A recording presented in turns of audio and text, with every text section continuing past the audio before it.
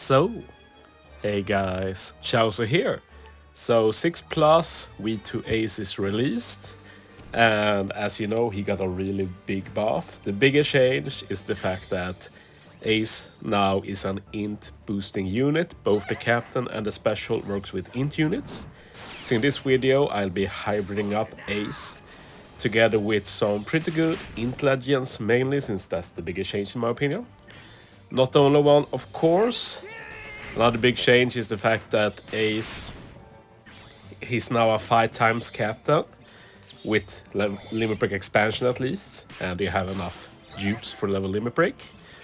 One change we'll also showcase in this team is the fact that if your team already has an attack boost applied, instead Ace will do a color affinity, and it will be for INT, fighter and shooter.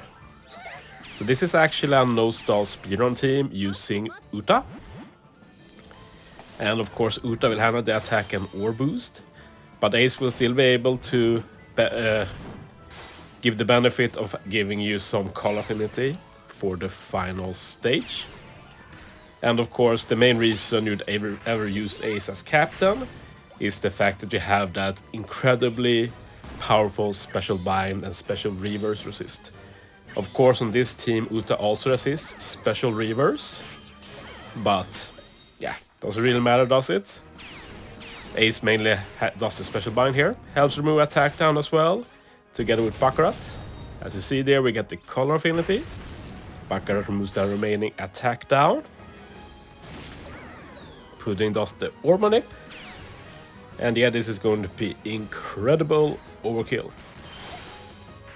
So yeah, that's the first team down. Let's keep this train going. For this next team, we're going to face Arena Luffy. Probably my favorite arena to build with. You can do some interesting stuff here. And for this team, I'm going to showcase Ace's extra addition to his special. If you don't know, Ace has an extra thingy added to his special. It basically says that if your team has 6 tandem orbs, you will buff any ore boost to 3 times, and you will buff any chain lock or chain boundary to 3.75 times, and it changed to a chain lock in case it's a chain boundary. So that's really cool and might have some varied applications. Like, it's not common, but for example, if you get a chain lock debuff, you can just get the Ace special and buff that chain lock. No need to remove it. Pretty interesting potential in that case. But yeah, one of the best units to use with that Ace is this new Kisuna recruit Kobe. He does a lot, like full board of tandem, he even does a chain lock that Ace can buff. So yeah, helps a lot. But yeah, we use combo to carry an attack and ore boost here, so we prevent the bad attack and ore boost from Zoro.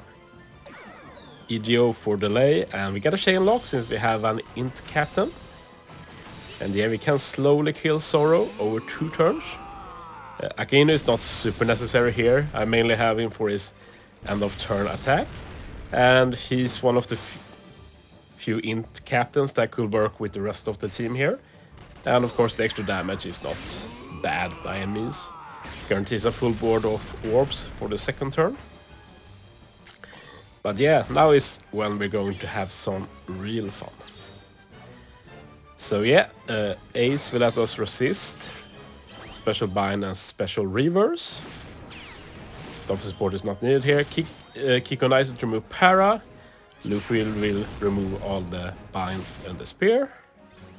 We also get a small orb boost from Luffy. Kobe removes the remaining para and gives a small chain lock. And now Ace buffs the ore boost and chain lock thanks to 6 tandem orbs. So yeah, we're going to be doing some real damage now. So yeah, that was a really fun team to do. Finally, we're going to take on the most annoying arena probably. Arena Hawkins. I'm so sad to see Weevil there.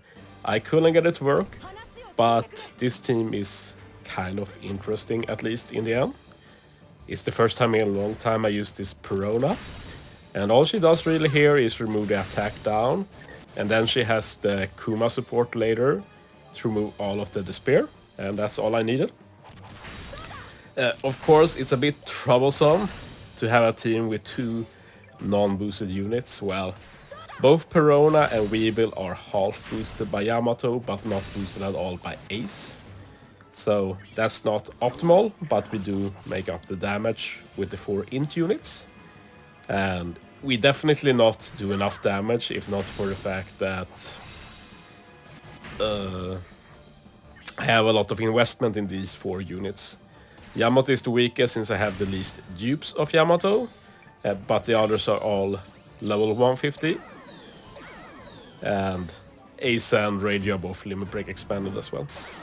So yeah, Perona removes the attack down, and we can kill this mob over 2 turns. Before I had to add Weevil, I could kill this in 1 turn, but it is what it is. We get Hunger the 2nd turn, but Yamato resists that, so that's fine. But yeah, the combination of Yamato and Ace is very nice for stage 4, since we resist 2 of the debuffs here, the Bind and Special Bind. Yamato can give us the 1 orbs, and then Radio can remove the Rainbow Shield as well as apply Poison, which will bypass the Resilience.